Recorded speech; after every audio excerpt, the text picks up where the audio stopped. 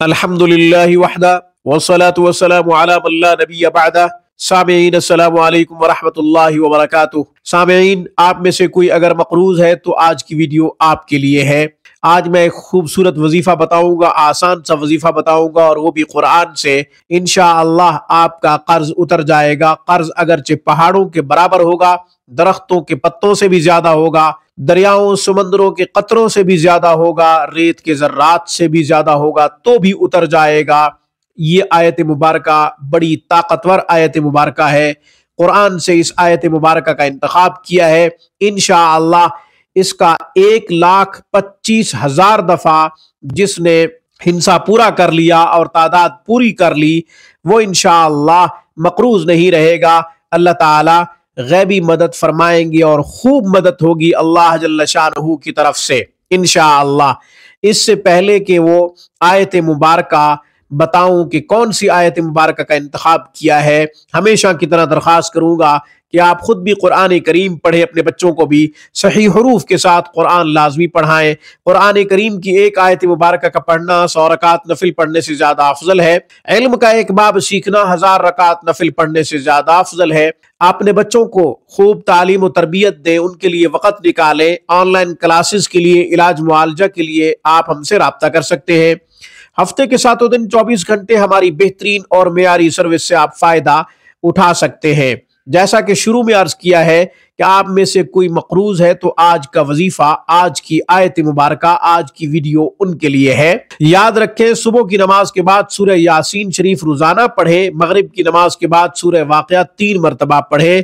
اس کے ساتھ ساتھ اللہم اکفنی بحلالک عن حرامک واغننی بفضلک عمن سواک، اس دعا کو بھی ہر نماز کے بعد 7 یا 3 دفعہ پڑھ لیا کریں۔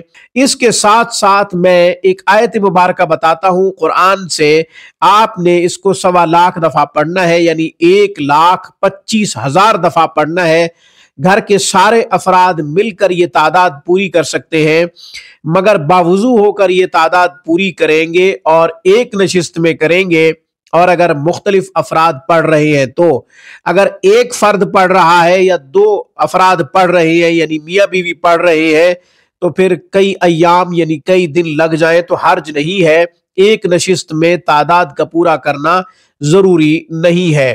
اور اگر افراد زیادہ ہیں، 20 30 یا 40 یا 50 افراد ہیں، تو پھر ایک نشست میں اس تعداد کو پورا کرنا بہت ضروری ہے۔ تمام افراد کو بتانا ضروری نہیں ہے کہ یہ قرضے کے لیے پڑھی جا رہی ہے یا کس مقصد کے لیے پڑھی جا رہی ہے، یہ بتانا سارے افراد کو ضروری نہیں ہے۔ آیت مبارکہ پڑھ رہا ہوں، سورہ یاسین کی آیت مبارکہ سلام قولا من رب الرحیم، جو کہ سورہ یاسین شریف کا قلب ہے، سورہ یاسین شریف کا دل ہے، سورہ یاسین شریف کی روح ہے، اور روح القرآن سورہ یاسین شریف کو قرار دیا گیا ہے، اور روح یاسین اس آیت مبارکہ کو قرار دیا گیا ہے سلام قولا من رب الرحیم۔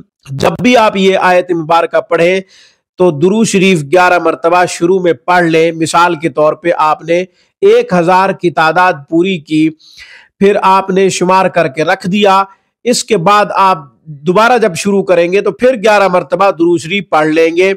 جب پھر تیسری مرتبہ شروع کریں گے تو آپ 11 مرتبہ درود شریف لازمی پڑھیں گے۔ 1,25,000 دفعہ یہ آیت مبارکہ آپ پڑھیں، اللہ تعالیٰ غیب سے آپ کی خوب مدد فرمائیں گے، آپ کے سارے قرضے اتر جائیں گے انشاءاللہ ثم انشاءاللہ۔